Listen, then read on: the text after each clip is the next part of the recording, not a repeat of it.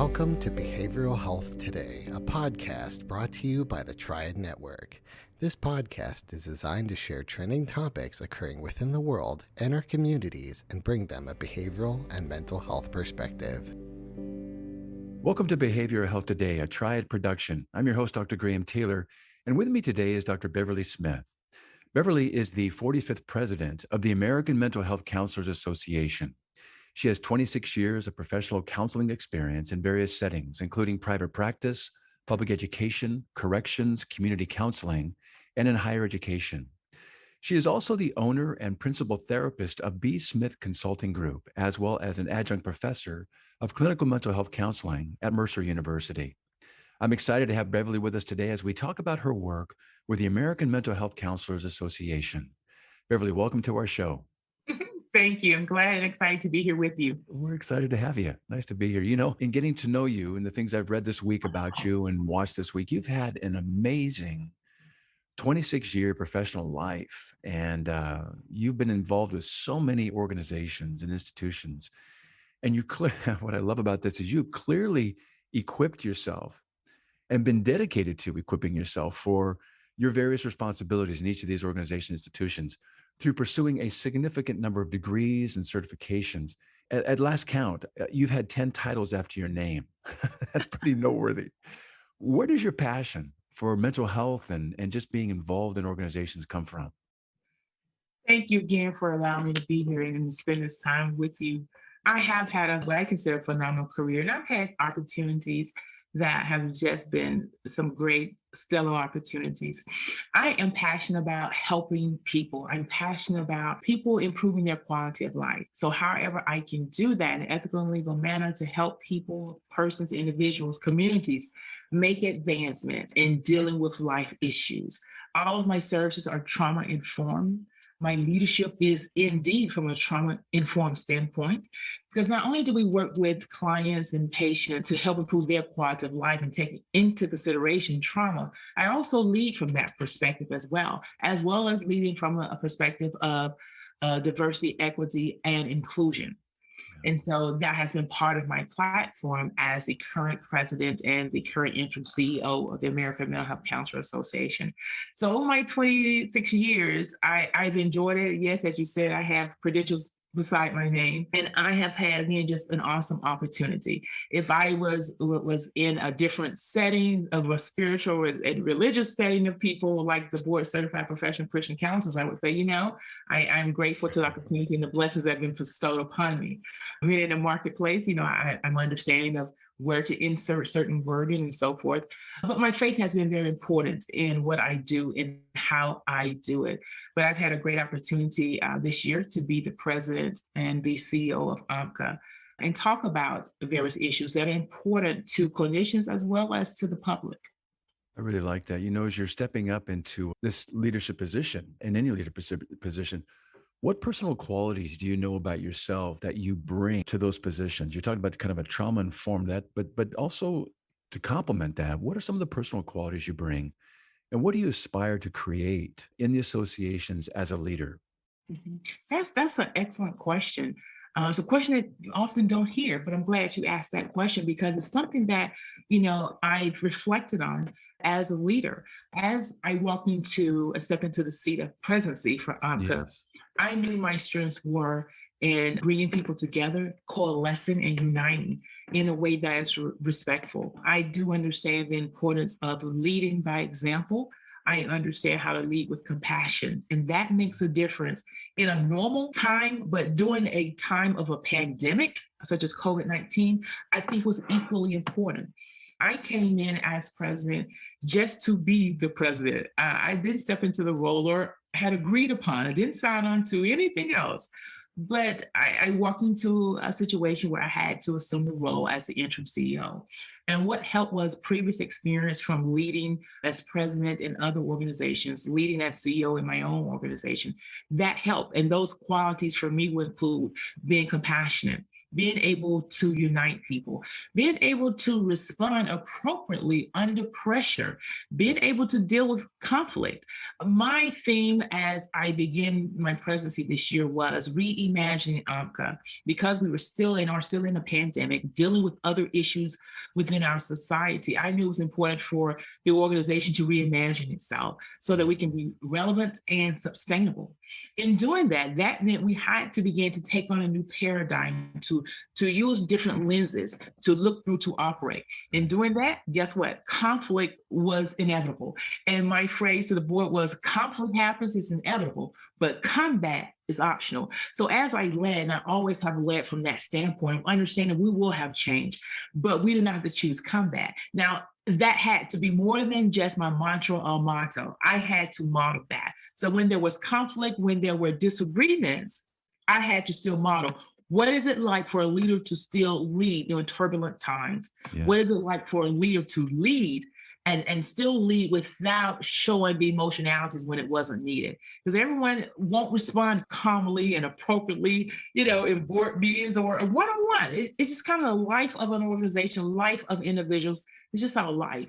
But utilizing my skill set as a licensed therapist and my personal qualities of just being tenacious and persistent. And understand from a trauma standpoint, everyone comes to an organization or to a situation with their knowledge and experiences, but the context, the total context of who they are, they bring it to. And I have to be mindful of that. I don't know what an individual went through before they came to a meeting. Just as if I don't know what all a patient went through during their work day before they arrived into a session. Right. And so just being knowledgeable that people are still people and people are still navigating through this thing called life in COVID-19. Yeah, I really like that. I believe we all have different skills, abilities, talents, gifts, that we've been given. And our task is to understand what those are. Mm-hmm. And as best we can to buff those out to their fullest potential, because that's where we get to realize our greatest contributions, where those are given to us to serve. And what I love about what you're talking about here is that you've been very intentional in thinking about what I bring to this position. And it sounds to me like you're the best type of leader in terms of wanting to be a servant. And I think in that servant leadership is where we are out in front, we are leading others, we are sometimes having to shepherd a lot of things. And I love the vision of reimagining. And I love the idea too of kind of reminding even our listeners that change comes about with growing pains and conflict. It's a kind of a rubbing that takes place, but it's because we're having to kind of maybe change a paradigm or having to grow ourselves in ways we haven't had to grow before. And we don't want to do that. And like therapy, we find ways to kind of reach our fullest potential. So I love that leadership style. Let's see if we can't carry that into your presidency now and with the association. And what are some of the areas that you folks have a professional focus on and giving attention to? Well, two focus. There's an internal focus, if you will, that informs or helps us to have a national focus, if you will. Internally, it was clear for me, and I communicated that and garnished the support for it.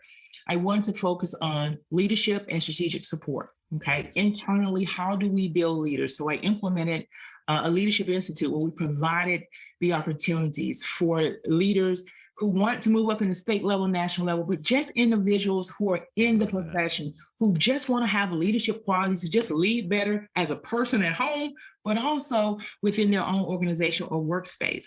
And so leadership and strategic support was the first part of the platform that I had. I love that you did that. Sometimes we just think, well, you've been in the system for a long period of time, you've been a clinician for a long period of time, or you put in your dues, you paid so you just naturally must be a leader, right? You must naturally know what to do. The answer is no. Yeah. Not necessarily. You might have some good models, but it doesn't always tap into, what are your strengths? What kind of leadership style might you have? It's almost like, our families of origin and our first family, we kind of do what we know, so we replicate it.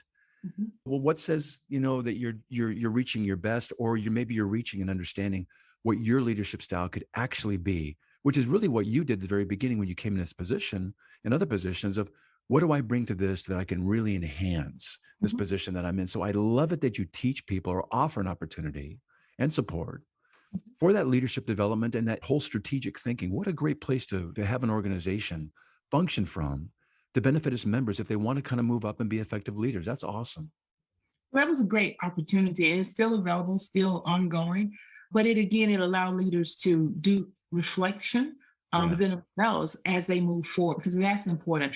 One of the greatest things that I had mentors to help me with, and one of the things I practice, is reflection. Yes. Reflecting over myself. And I may do it sometimes a little bit more than I should, but I reflect because it's important as a leader. It's important to reflect on what I said, what I did, but also reflect on the day, reflect on where we're going and how we're still going to get there, kind of doing that assessment piece, if you will. And that's extremely important to do that. Because sometimes the day gets going, the weeks roll, and you look up and you're like, okay, what did we do? What did we accomplish? Right. And how do we get there? Because you still have to be able and be accountable to helping other emerging professionals and those who've been in it for a while. How did I survive? How did you survive? And now how do we teach other people how to survive? Because leadership is lonely at the top. I've always heard it and I understood it, but I have a different perspective now, if you will. At the top. That's right. Yeah, it's lonely at the top, but you're still accountable for doing what's best for the profession. And that, I've done. And maybe all decisions have not always been agreeable. No decisions are always agreeable with senior leadership. That's just the life of life. Yep. And of organizations. But the goal is to how do we move the organization forward? What are the benefits? I am pleased, though, with some of the decisions that were made, that we have a strong financial portfolio. When I assumed the role of interim ED CEO, the quietest kept part of it is I haven't received a dime for it. I haven't received a penny for it. And so, there's a stipend for being president. Every organization, receives that stipend honorarium. But for the role of CEO, I have not. So that's my give back to the profession. Now, would I do that again? That's questionable. From what I've learned, I'm not sure I'd do that again. I like that. Exactly. Well, as you're talking about the different things you guys are focusing on in your organization, one's the leadership development and the strategic support. You also talked about a focus with the multiculturalism and social justice. Take us down that path.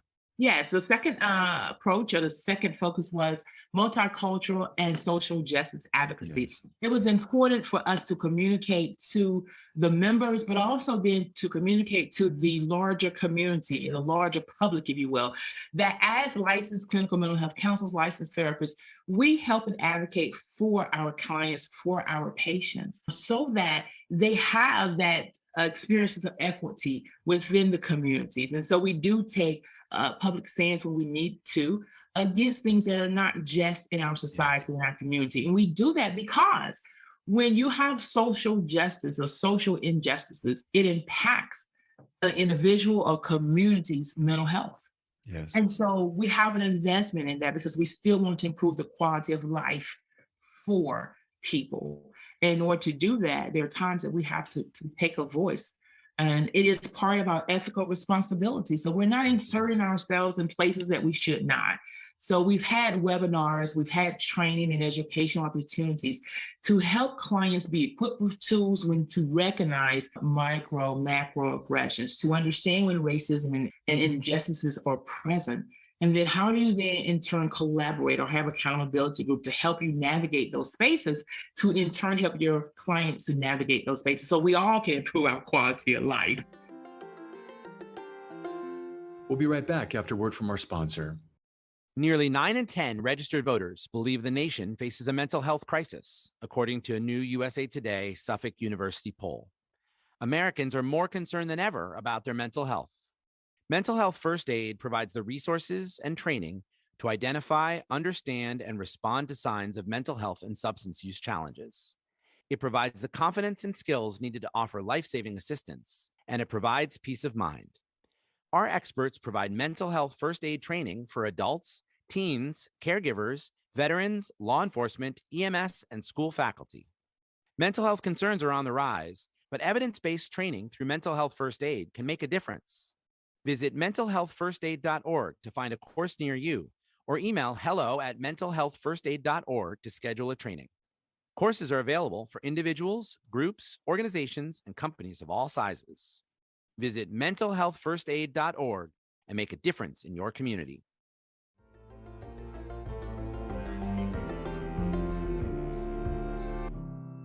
We oftentimes think, well, why do you have to have an organization or an association or something? Well, there's some really important components to it. One, it provides a standard of care for those that are practitioners. So it safeguards us and also protects us professionally from just anybody willy-nilly coming in and saying, well, this is what I do. There's certain standards of care, aren't there? But there's also the protection of those coming to seek the services that they believe they're coming to receive. So it protects them that way too. But the advocacy piece that you're talking about here is another piece that an organization really gets to have some kind of authority behind, some power behind, and some influence. So I love that piece that organizations can also focus on other areas. I know you guys also do some great stuff for your membership folks. And what are some of the membership services you have in place as well? As I said, we have the webinars available to educate, and they can also receive continuing education credits so that they continue to be certified and licensed in their spaces. We also have various partnerships with other organizations to help our members, again, get the continuing education that they need, but just maintain a relevancy and be updated on the current trends within our profession. So we do provide those opportunities. We also provide opportunities for them to get involved in the needed campaign and the advocacy part of it. We are part of a coalition that does advocate for Medicare for licensed professional counselors, as well as licensed marriage and family therapists. And so part of that coalition advocacy that we do for our members, and we engage them and ask them to get involved in the grassroots campaign so that we can help educate other clinicians, the public, politicians, congressmen on the importance and the reason why licensed mental health counselors should be authorized providers for Medicare. And that system has not changed since 1989. And LPCs, licensed mental health counselors, we are a very large piece of that behavioral healthcare workforce, but yet we have not been getting authorization. To give us authorization means we can lighten that workload over there, but also we will allow beneficiaries of Medicare to be able to access service because we can help in dealing with the opioid crisis. Let's park on this just for a little bit here, because I think this is very, very significant for people to understand. And again, what I love about organizations, they get to have kind of this healthy power to come in and advocate in these ways. We're talking about Medicare beneficiaries having seen a significant increase, in anxiety, depression, PTSD, substance use, not only, in a long time, but particularly during COVID. And we know that over 25% of the Americans over 65, so our elderly, have some form of depressive disorder, anxiety disorder, and that's from the Census Bureau and the CDC. That's not just numbers made up. These are some, legit folks naming and measuring these things. But there's a shortage, like you said, of mental health and substance abuse providers in the Medicare system. So as you talk about marriage and family therapists, licensed mental health counselors, we got about 200,000 folks that are licensed in these two professions available, but not being approved Medicare providers.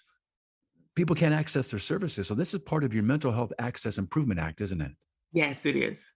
Yeah, I love that. And this is going to be able to expand the availability of cost-effective providers under this Medicare to treat these seniors and to address some of the mental health crisis and opioid epidemic, which I think is a great advocacy focus. So nicely done on that. I know you guys are also endorsing a counseling compact, sending a letter to the National Center for Counseling Compacts. Talk about that endorsement just real quick. I'm excited to talk about Medicare, but also the counseling compact. When I came on as president this year, I commissioned within a special committee to focus on the counseling compact and to help elevate it. And we are doing just that. I know other organizations are as well, but we're doing it, and we're doing it in a great way that I'm honestly proud of. So with the counseling compact, the goal is for at least 10 states to sign on and enact the counseling compact. And when they do, it will allow individuals to practice in various states that are part of that compact without having to go through the long process of application.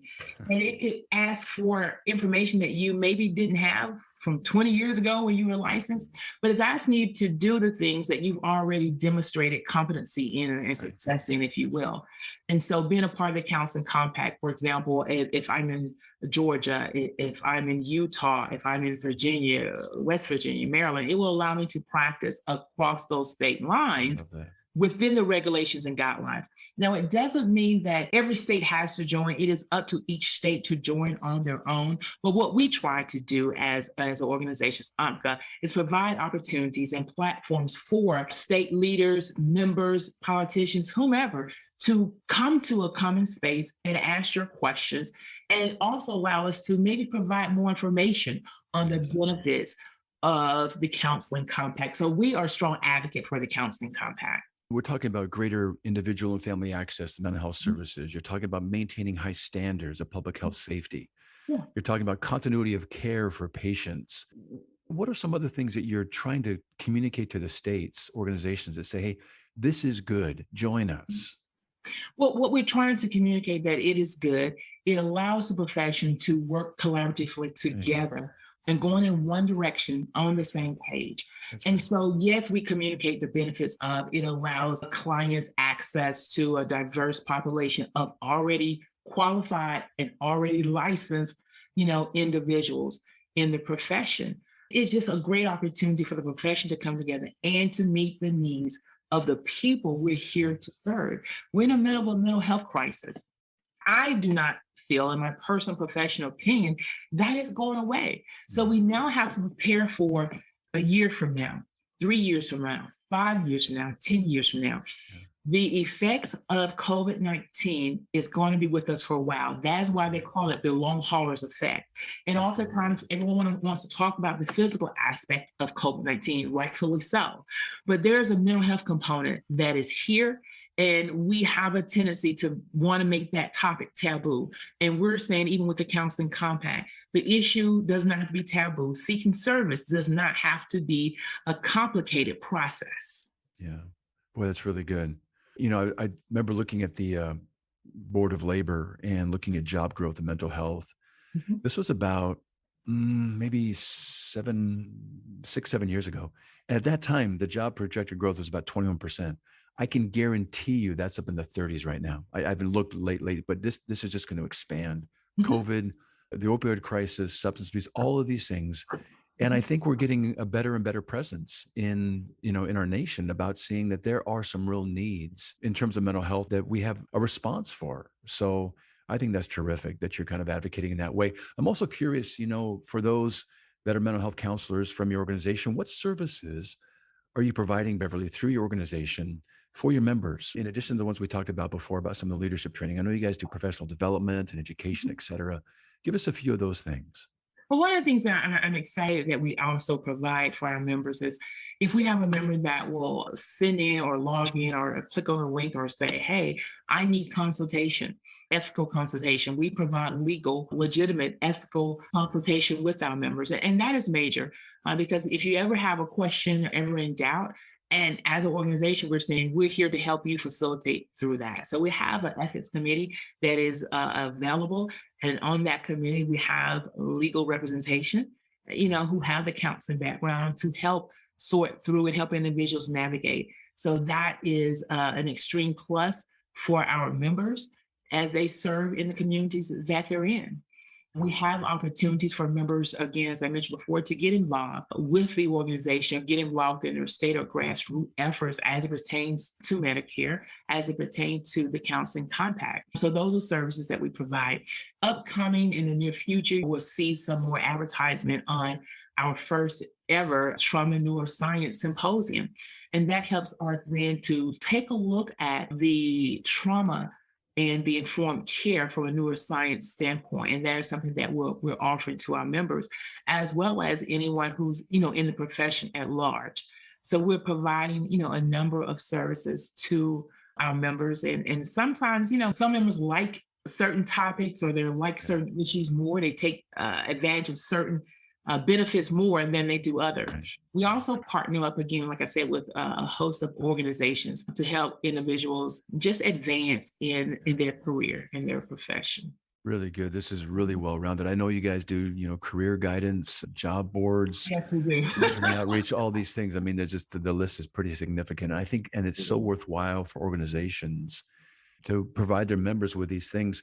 When you think about being part of this association and all that you're kind of reaching into, what's some of the impact and the benefit that you're witnessing your association having nationally?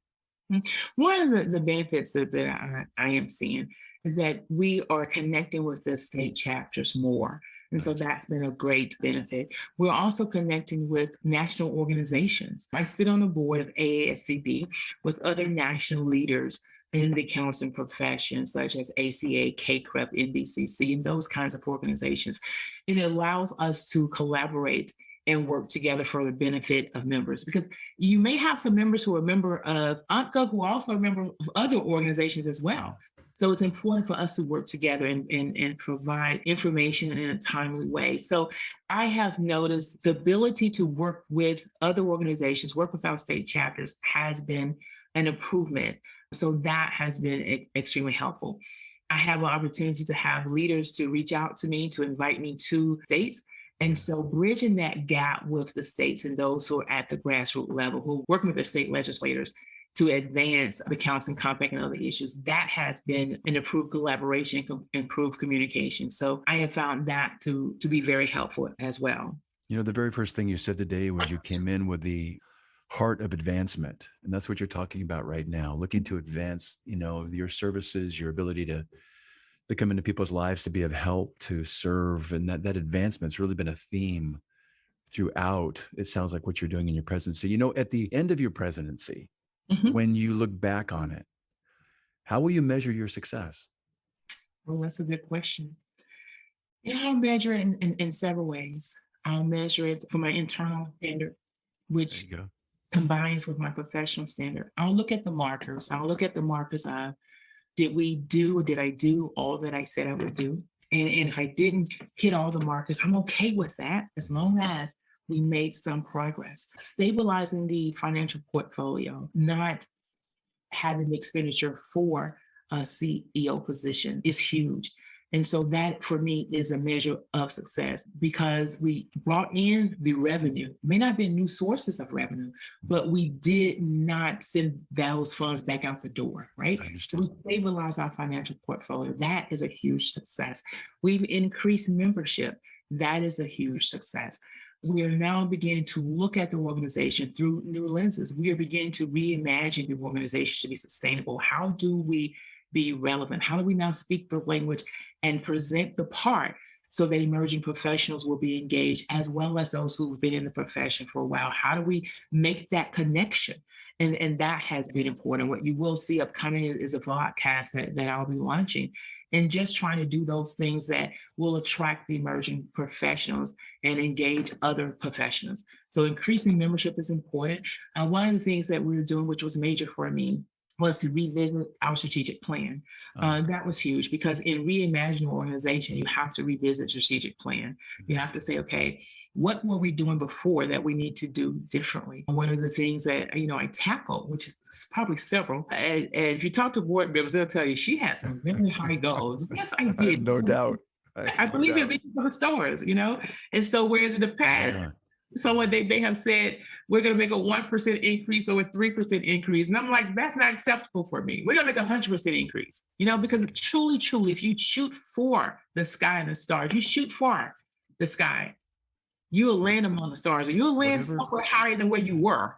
And that's the purpose. Whatever bar you set, you'll hit. Yeah. And so that was the goal. And so I had to say, well, how do we do this? How do we have 100% increase?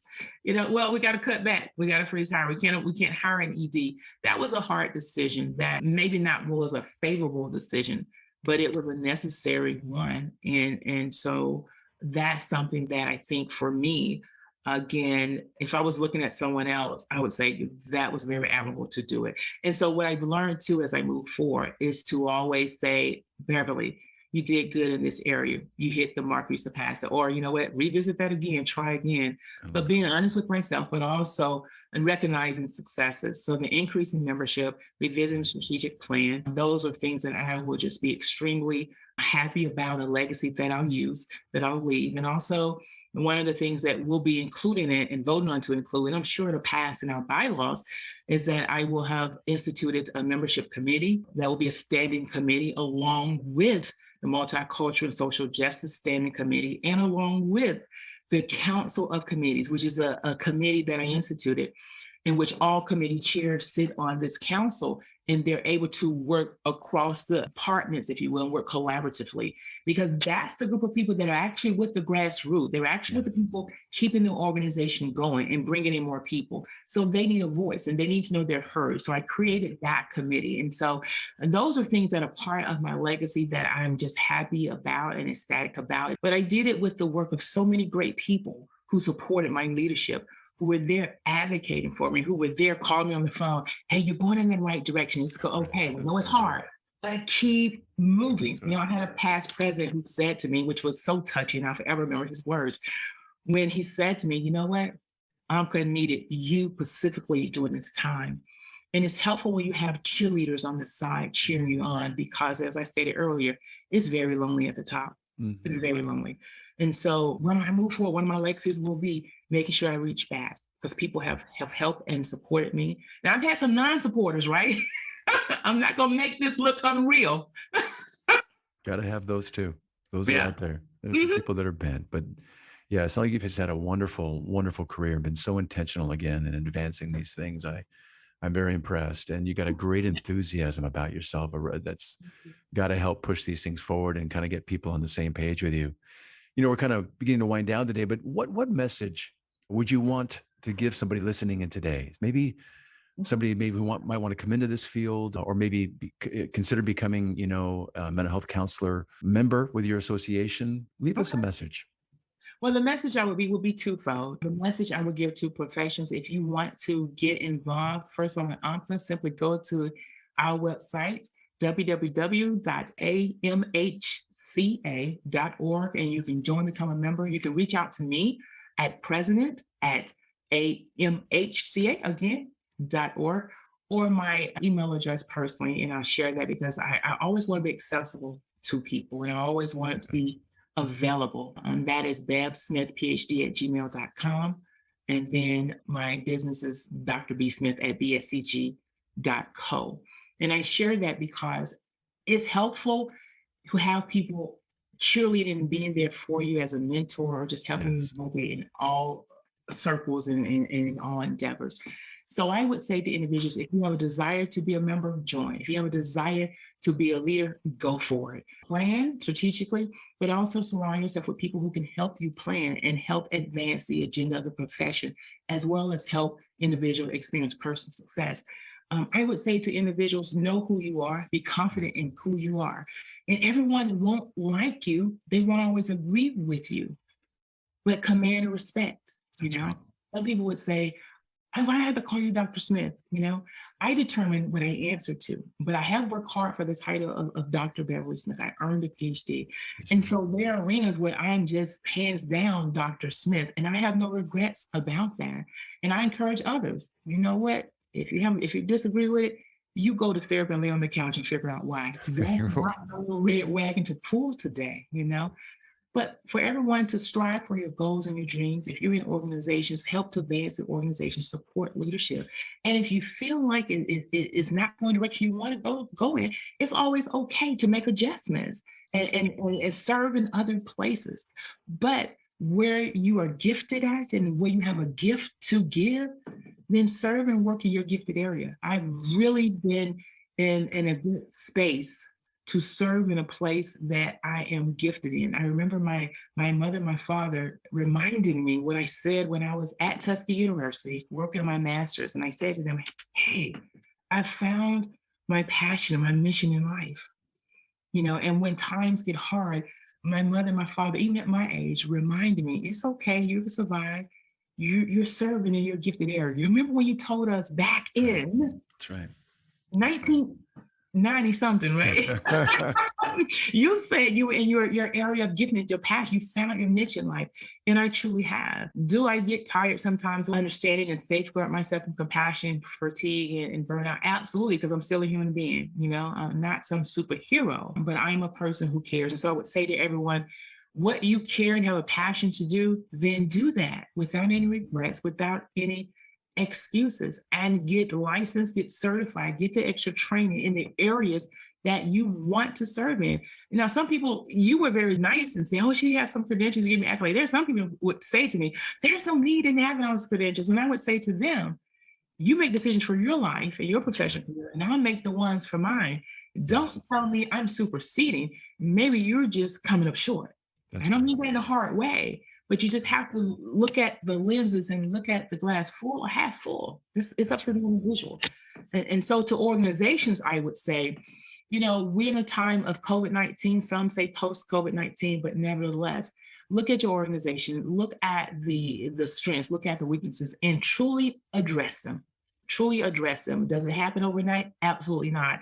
There are so many things that I put into place this year with my board of directors and other professionals that may not manifest itself this year while I'm president. I'm clear about most of it is not going to manifest until next year. Yes. You know, But I'm you're okay seeding- with that. But you're putting some, Sometimes but it's you're certain. putting some seeds down. Yeah, that are going to germinate, and they're going to, at some point, come in at the right time. That's so good. What a great message. Well, Beverly, we are winding down for today, but it has been so great to have you with us today. Great to meet you. Great to have you on the show. Thanks for all your sharing, not just, about the organization, but from a very personal level too, about how to strive to be one's very, very best. And in doing so, how that can benefit others. I believe that we are given talents and gifts and abilities and opportunities. And our task is to recognize those Mhm. and to bring those to their fullest potential so that we can bless others with them, so that we can experience true fulfillment and glorify the one that gives us those. That's it. That is it. You get it in a nutshell yourself. Yeah. That was great and well said. And that has been part of who I am and how I lead. Yeah, I can tell. It's been great to have you with us. Thank you so much for being our guest Thank today. you. Thanks so much. I also want to thank you, our listeners, for joining Beverly and me today. It's always great to have you with us. Regarding our episode today, I want to remind you that it and its resources and all of our other podcasts and episodes can be found on our webpage at triadhq.com/BHT. So check out our webpage, triadhq.com/BHT, and explore our archive of podcasts and resource materials. Thanks again for being with us on the show, and we'll look forward to having you back with us next time on Behavioral Health Today. We appreciate all the support from our community, and if you like our show, one of the best ways you can support it is by giving us a 5-star rating and leaving a review. Behavioral Health Today is a podcast part of the Tribe Network, all rights reserved.